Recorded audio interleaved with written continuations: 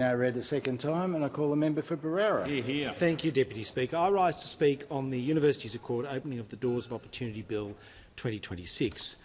I'll start by saying this. I was amused to hear the Minister tell me last week what my own position on this bill is. Apparently, I oppose the bill and so does the Coalition. Well, I hate to disappoint, but the Minister is wrong on that. We haven't finalised our position on this bill, and that's because the Coalition takes this bill seriously. We approach it seriously and we will refer it to a Senate committee for inquiry and report and make our decision based on the evidence. We want the committee to examine this bill closely. That's the right course of action. It's the sensible and orthodox course of action. It's the course of action you take when the detail matters, when the drafting makes a difference, you examine it closely. And it's worth spending a minute on this because I'll tell you what we're hearing already. We're hearing that the universities didn't see this bill before it was tabled. We're hearing there are elements of the drafting that have surprised the sector. We're hearing the decision to avoid an exposure draft was deliberate. We're hearing the consultation was so thin that it disappears when you view it from side on. We're hearing about stakeholders being shown a PowerPoint presentation and extraordinarily a non-disclosure agreement. It's not the type of process Labor promised in opposition, but it is the type of process they've delivered in government repeatedly. So, as I said, we will give this bill scrutiny. I'll also say this, and let me be very clear, both for the benefit of those in this building and those in the sector who are watching. I will talk to the government. There is a world in which the Coalition ends up supporting this bill, but there's also a world where the Coalition ends up opposing it. If I could summarise it this way, the whole structure, design and intent of this bill is to hand unprecedented powers to the Minister. That is the inevitable consequence of moving the university sector into a centrally planned economic model. It is a return to Moscow on the Molonglo. This is not a bill about equity, it is a bill about power, about ministerial power, and it's antithetical to my liberal instincts. It's not about using competition and deregulation to drive innovation and growth. Instead, it ends financial independence, competition and, by necessity, autonomy within the sector.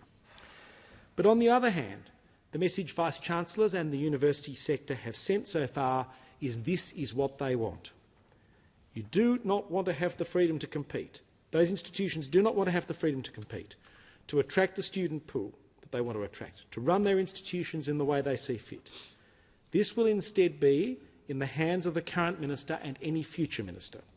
And more importantly, the powers are so far-reaching they actually offer a pathway to resolve desperately pressing problems outside the university sector. Labor's uncontrolled migration and the pressure it's placed on housing, infrastructure and services.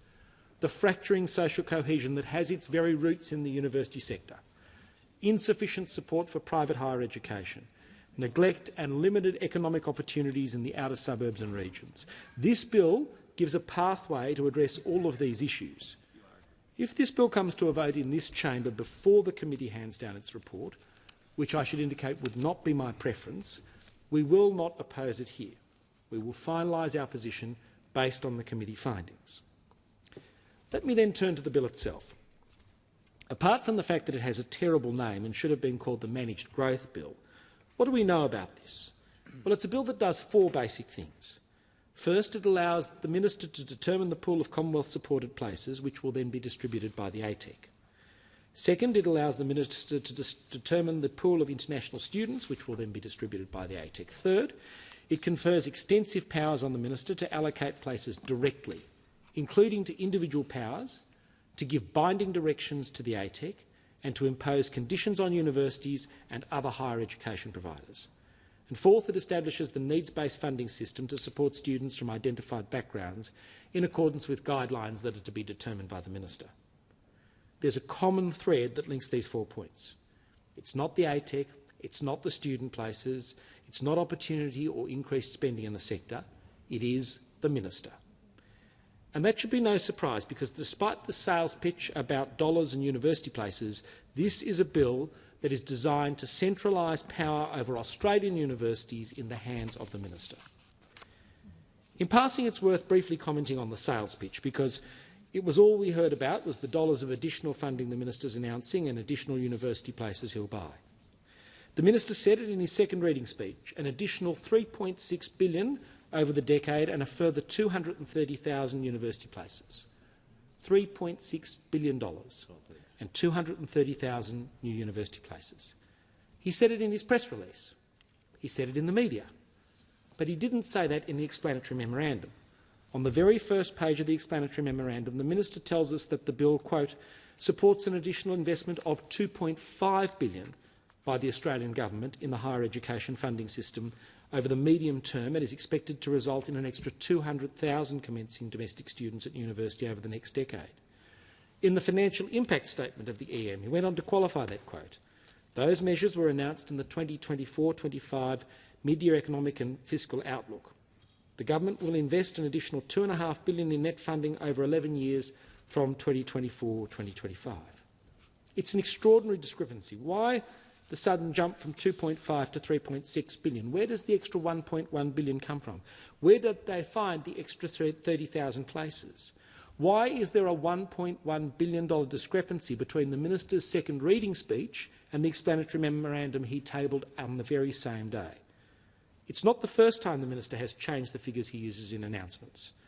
On March 25 this year, the Minister stood in front of this chamber to talk about some other expenditure for which he was responsible, this time on schools, not universities, and told us he was spending, quote, an extra $16.5 billion over 10 years. 9 weeks later, on the 27th of May, the same Minister, referring to the same expenditure, stood in this chamber and told us he was actually spending, and I quote, $20 billion over the next decade. There's no new spending decision, but there was suddenly an additional $3.5 billion in the 9 weeks to May. The Minister has never given an explanation. It was concerning back in May in relation to schools, and it's concerning again today in relation to universities. It goes to the issue of whether the government is being transparent with the Australian people. Why do the relevant MyEFO papers show $2.5 billion spending over 11 years when the Minister's announcing a $3.6 billion spend over a decade? If numbers change, why didn't the Minister include that update in this year's budget? How can Australians trust that the $3.6 billion the Minister is talking about today won't become a higher number tomorrow? What prompted the Minister to contradict his own explanatory memorandum in his speech and his press release? Where's this money coming from? Was it offset through the government's savage cuts to research, or simply more debt to be added to Labor's trillion-dollar pile? All these things are for the Minister to explain. Coming back to the central theme, though, this bill is not really about funding. The funding decisions about the amounts to be spent on the sector and the number of places to be purchased were all made separately as part of the budgetary process. They were in MyEFO 18 months ago and perhaps should also have been in this year's budget. But that's not what this bill deals with. The budgetary decisions and the legislative drafting are related but separate. The decision to spend money to increase university places in particular could have been made with or without this bill. The Minister could have increased funding under the current model. Equally, he could have switched to a managed growth model without changing the funding envelope. So in examining this bill, it's appropriate to put any budgetary decisions to one side. They can and should be examined on their own terms. Instead, let's look at the statutory mechanisms that are introduced by this legislation. And let me be very clear, as I said a few moments ago, this bill is about centralising power in the hands of the Minister. Because under this bill, nearly every aspect of the future financial viability of our higher education institutions will be in the hands of the current Minister and every future Minister. The Minister, whoever he or she happens to be at the time, will control the size of the domestic student load and will control how it's allocated both indirectly and directly. The Minister will, for all intents and purposes, not only have the power to set an overall cap on international student numbers across all institutions, but can also control how they're allocated. The Minister controls needs-based funding grants through the needs-based funding grants guidelines that he will write, which will in substance determine how much funding will be delivered and to whom. In effect, this bill ensures the Minister controls student fees and Commonwealth contributions, which are the financial lifeblood that allows our institutions to keep operating. And it's worth noting aside that the Minister has increased reliance on that lifeblood by cutting research funding elsewhere. A $2.2 billion cut to research from the Economic Accelerator, a $925 million reduction in the research capacity program compared when the Coalition left office, the end of hundreds of millions in research investment through trailblazer universities, and a myriad of other cuts. The government has slashed the sector's other sources of income, reducing income diversification and concentrating reliance on allocated student places, which will now be determined by government. Deputy Speaker, through you, and I want to speak to all the university vice-chancellors who are either watching this or will be reading this later when I say, I'm surprised you signed up for this. You told us you wanted managed growth. I'm surprised you don't also want your independence. On the theme of independence, those in the sector who are watching or on the crossbench of this parliament may have been told that many of the decisions about funding will be the domain of ATEC, and that's okay because ATEC's independent. Let me say a few words about that. Independence is when you can't be sacked, when your funding can't be taken away, and when you're not subject to direction. That's how we've guaranteed the independence of judges since at least the Act of Settlement. But that's not how the ATEC is set up. ATEC commissioners are subject to termination at the satisfaction of the minister under section 67 of the ATEC Act. All that's required is for the minister, whoever he or she may be, to be satisfied that the commissioner's performance has been, quote, unsatisfactory for a significant period of time. What constitutes unsatisfactory performance and a significant period of time are not defined. That's not independence. As for remuneration and resourcing, the remuneration of ATEC commissioners is of course determined by the Remuneration Tribunal, but the resourcing of ATEC is highly dependent on the minister. The ATEC Act makes it clear there is no ability for the ATEC to employ its own staff. Instead, the ATEC Act specifically stipulates in section 22, quote, that the staff assisting the ATEC are to be APS employees in the department whose services are made available to the ATEC by the Secretary. Indeed, other staff able to assist the ATEC only where the relevant agency head agrees. And the ATEC cannot even engage its own contractors or consultants. Section 24 of the ATEC Act says this must be done by the Secretary on behalf of the Commonwealth on terms and conditions that the Secretary determines in writing. This means that ATEC commissioners are completely dependent on resourcing allocated to them by the Minister and the Secretary to perform their functions. That's not independence. And as for freedom from direction, well, there's no such thing. ATEC commissioners are explicitly instructed by statute to take account of the Minister's short and long-term priorities, which are set out under section 15 of the ATEC Act. The ATEC is also directly subject to ministerial direction about how they carry out their functions, with a couple of minor caveats under section 71 of the ATEC Act.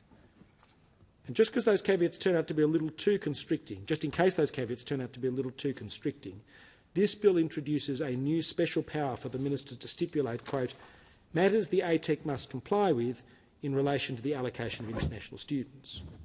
I'll come back to that. And to drive the point home, the words independent or independence only appear 5 times in the ATEC Act. 2 of those occurrences describe statutory reviews that must take place after 2 and 5 years. The other 3 occurrences relate to a requirement for commissioners to be independent of tertiary education providers. None of them describe any requirement for the ATEC or its commissioners to be independent of government. The Coalition did not support the establishment of ATEC. We thought it was a wasteful, unnecessary and duplicative bureaucracy bad in principle. And more to the point, this bill allows the Minister to bypass the ATEC in a number of significant respects, effectively making it irrelevant. He can do this in a number of ways. First, he can decide to directly allocate places to institutions. This is because the Minister has the power to allocate demand-driven higher education places under the new section 3055 of the HESA. He can allocate those places in specific courses to specific institutions. He also has the power to decide under section 3060 whether a course is a demand-driven higher education course. And the ATEC does not have the power to allocate demand-driven higher education course places. This means the Minister can take places out of the hands of the ATEC and allocate them himself. Of course, the Minister also has the power to determine the total allocation pool. He can pause any growth in that pool. He can then ensure any future growth in student numbers comes from demand-driven places which he controls. In theory, he has the power to exercise total control over future domestic student growth. Of course, like all good regulatory tools, it's likely he would never need to exercise those powers. But their mere existence, the threat of an adverse ministerial decision, would almost always be sufficient to bring a recalcitrant sector into line. But the power is just there, just in case. And that is just one of the powers the Minister would acquire under this bill. A future Minister would have those powers too. The second area in which the Minister can bypass any ATEC independence is in relation to decisions about international students at all. The Minister decides the number of students available. He can control how they're distributed. He can do that by making an international allocation pool determination and then giving directions to ATEC under the new Section 46B of the ESOS Act. It's worth saying that as a matter of drafting, it appears likely that the Minister has the power to make course-level caps. This is either because the drafting refers to the Minister's power to make allocations in relation to, quote, a course of education, or because his power to stipulate matters the ATEC must comply with when it allocates students is completely unconstrained, doesn't require consultation and is not disallowable. This means the Minister has huge flexibility to determine the quantum, the location and field of study for any future international student growth. Third, the bill gives the Minister unilateral power to impose conditions on higher education providers under the new Section 3665 of the HESA, which is introduced by this bill. The current version of Section 3665 of the HESA requires there be an agreement in place with the provider. The new version does not. It appears the Minister can, at any time for any provider in relation to any matter whatsoever, impose a condition on that provider for the purpose of a Commonwealth grant, which they are required by law to comply with if they take the Commonwealth-supported places in that year. This power appears to be limited only perhaps by the Australian Constitution or administrative law statutory interpretation constraints as to the scope of the primary legislation. There's no requirement to consult. There's no requirement to involve ATEC. This so-called system steward, ATEC, can be bypassed at any time by a minister choosing to exercise this power. And again, this means universities are, under this bill, subject to extraordinary control by this minister or any future minister. Fourth, the ATEC is not involved in decisions about needs-based funding, which instead is controlled by the minister. Under the new Section 3915 of the HESA, institutions receive needs-based funding grants that comprise two components, the total equity component and the total regional component. The coverage of the equity component is unclear. It covers international students, but whether or not a person is otherwise eligible depends on whether they can satisfy criteria under the needs-based funding grant guidelines, which are to be issued by the minister. And it's unclear how much they'll be paid. The legislation sets a base amount, but this is multiplied by an equity modifier amount. The equity modifier amount is again specified in the needs-based funding grant guidelines. Presumably, in theory, any future minister could simply determine that the equity modifier amount is zero. A similar arrangement applies for the regional component. In short, the amount of equity and regional funding you will receive under the needs-based funding grant guidelines are within the control of the minister. The ATEC is not involved. To the Vice-Chancellors, I say, this is how you will be funded into the future. It's worth noting a few points about oversight and review of the decisions made under this bill. In this bill, the minister's decisions about domestic student pools are not disallowable. The minister's decisions about international allocation pools are not disallowable, as I mentioned. The minister's decisions about the allocation of places for demand-driven higher education courses are not legislative instruments and therefore not disallowable. A determination by the minister to impose a condition on the specified higher education provider is not a legislative instrument and is therefore not disallowable and is not subject to merits review. Conditions imposed by the minister in relation to needs-based funding grants are also not legislative instruments and therefore not disallowable. And ATEC decisions about core student load, additional growth allocation, transitional places and a range of other things are not subject to merits review by the Administrative Review Tribunal. Presumably, if you're a university and you get a bad decision, then your only recourse is judicial review litigation or a constitutional writ. It's not a great option when the target of your litigation will be the minister who will make the future decisions that shape your ongoing financial viability. Again, I say to the university vice-chancellors that called for and welcomed this bill, I'm surprised you signed up to this. I'm surprised you welcomed this legislation. These are matters that go directly to your institutional independence and autonomy. This is apparently what you wanted, though.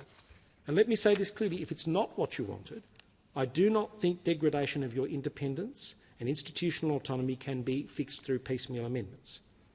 Ministerial control over the sector is embedded in every part of this bill. You cannot remove it through keyhole surgery. If you do not like it and do not want to accept it, you will need to persuade both the Coalition and the Greens that the bill should be opposed. So that's the laydown on the bill. This bill is quite extraordinary in the amount of power it confers on the current minister and indeed any future minister. But let's be honest, from this side of the chamber, or indeed any part of the chamber, I doubt there's a politician in this place who would say that all is well with the sector.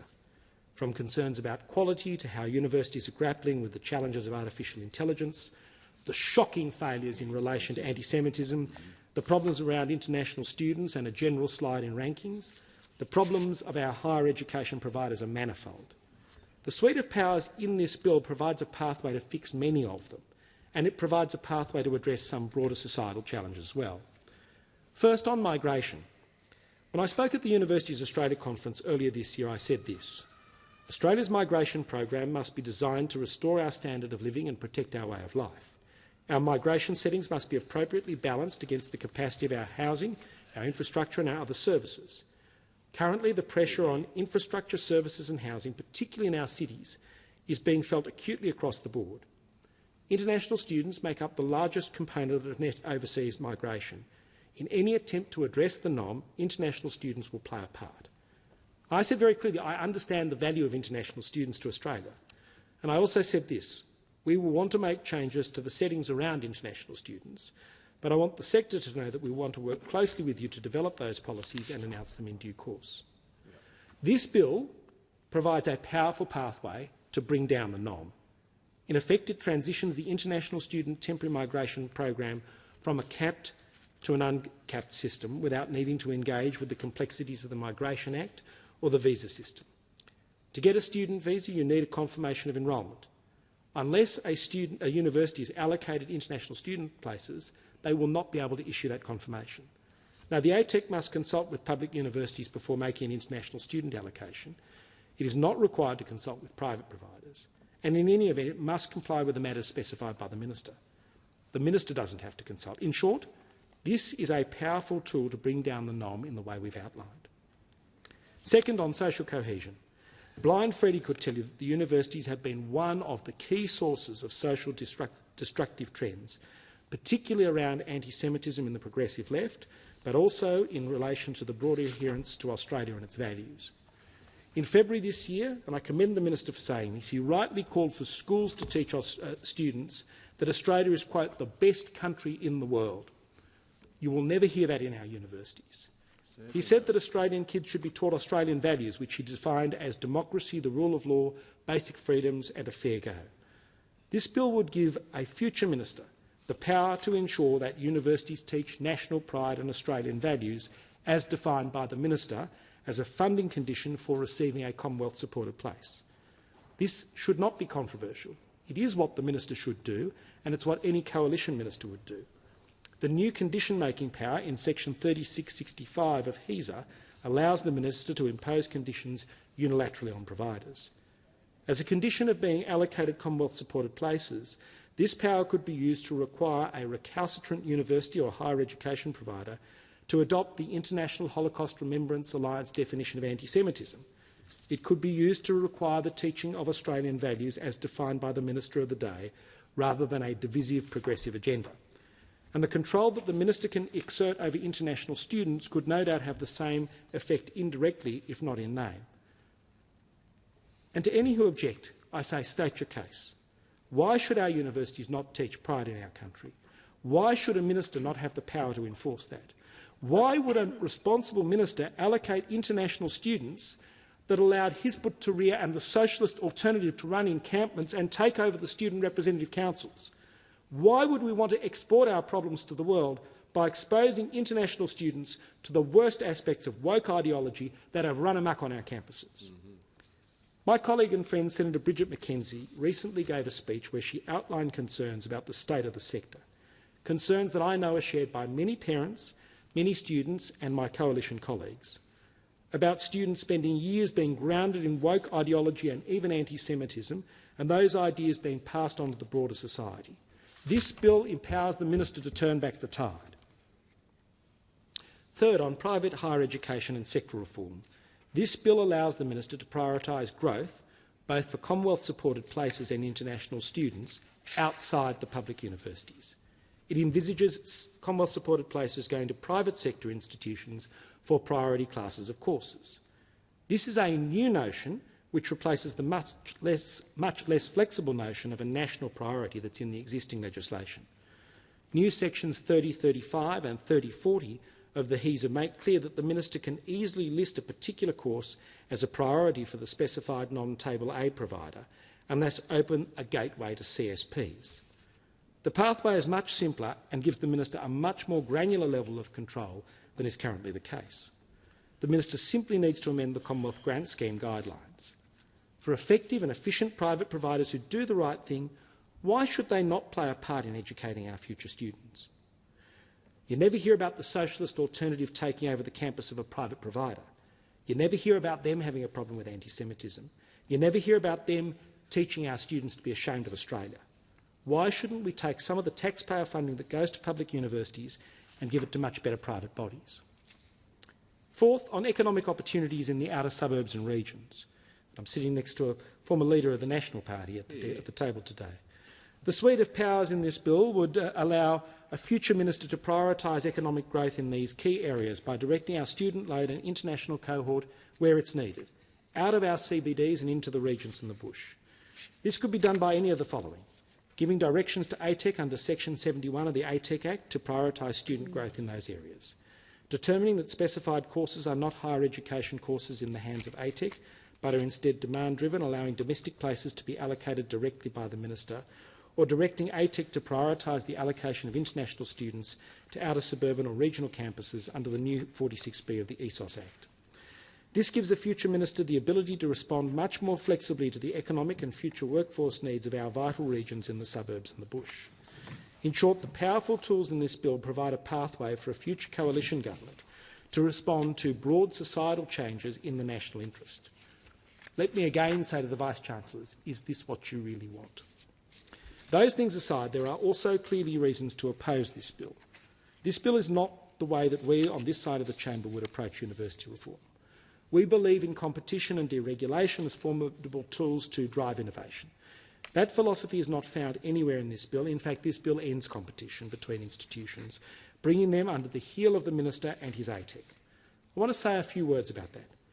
Bizarrely, this bill appears to be premised on the idea that competition between universities is a bad thing. Indeed, the minister made this his centrepiece. The Hunger Games are over, he said. For those who've read The Hunger Games or watched the movies, we know the idea of the Hunger Games was that different districts were made to compete by selecting champions who would then fight to the death to win food for their hometowns. It's a sloppy metaphor when we're talking about universities. It only makes sense if the students are the food. In marketplaces, competition is the friend of the consumer. In a competitive marketplace, you win consumers by offering a higher quality product at a better price. The winner's the customer. That's the whole purpose of competition policy. In higher education, universities compete to attract students. They compete on academic prestige and research output, on student experience, on career outcomes. A university attracts students because they have a stronger offering. Competition means universities are incentivised to improve what they're offering to students. What the minister is saying is he wants to end that incentive. It's bizarre because it puts the interests of students second to the interests of institutions. Now, I understand the point. There are mega universities which are rapacious, and the viability of the smaller players is under threat. But that's an argument about market power and relative size of the big institutions. The answer to a misuse of market power is to address that conduct, not to end competition altogether. Another concern is that this bill strips institutional autonomy and independence from our universities. Higher education providers under the managed growth regime become highly reliant on the largesse of the minister and subject to a range of intrusive powers.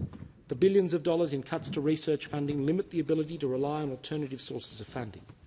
A further undesirable aspect of the bill is the strange rejection of efficiency and productivity in the sector, demonstrated by its antipathy to over-enrolment. University fees are made up of two components: Commonwealth contributions and student contributions. Under the current system, if a university enrolls more students than they're funded for, they don't receive the Commonwealth contribution, but may still receive the student contribution. This allows universities to innovate and find economies of scale that allow them to educate more students for the same amount of taxpayer dollars. This is referred to as over-enrolment. However, this bill significantly disincentivises over-enrolment. If a university goes more than 5% over their cap, they'll not only lose their Commonwealth contribution, but also the student contribution. It's a de facto financial penalty. Why would we want to penalise universities for finding ways to educate more domestic students for the same amount of taxpayer money? And why would we want to deny students their first choice to prop up competitor universities that they simply don't want to attend? How is this fair to students or their families? It's wrong-headed and inexplicable. A further issue is that there appears to be unqualified financial risks in this bill. Under the current arrangements, universities receive a maximum basic grant amount and they load planners determine the types of places they'll offer. This bill changes from capped funding to capped places, but the places cost different amounts depending on the course. The Commonwealth contribution to a history degree is $1,316. Agriculture costs $32,400. Could a university which typically teaches history be allocated 100 places? I seek the call again, Deputy Speaker, to finish my remarks. Is that granted? Only 30 seconds. The call? We've done An extension of time? Could a university which typically teaches history be allocated 100 places and decide to convert them to agriculture? Would this increase the financial risk to the Commonwealth? In theory, it's possible. Given the regulated nature of the industry, it seems unlikely, but it needs to be explored. Finally, because the needs-based funding grant guidelines are so dependent on the Minister, they too appear to represent an unknown budgetary expense. That's something that should also be examined. All of these matters are things that we will consider through the committee stage. The pathway forward, Deputy Speaker, is simple. We refer the bill, we will listen to the sector, we will think about the good of Australia and Australians and how the coalition would use these powers in the bill in the future, and we will make a decision in the best interests of the country. I thank the House.